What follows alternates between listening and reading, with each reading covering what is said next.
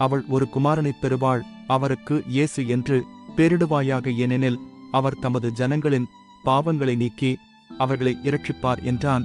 பரிசுத்த மத்தேயு சுவிசேஷம் 1வது அதிகாரம் 21வது வசனம்.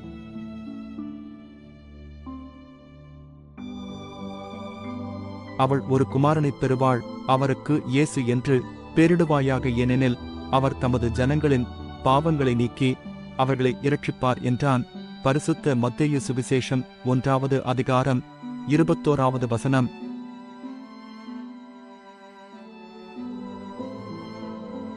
அவள் ஒரு குமாரனைப் பெறுவாள், அவருக்கு இயேசு என்று பெயரிடுவாயாக, ஏனெனில் அவர் தமது ஜனங்களின் பாவங்களை நீக்கி அவர்களை இரட்சிப்பார் என்றான்.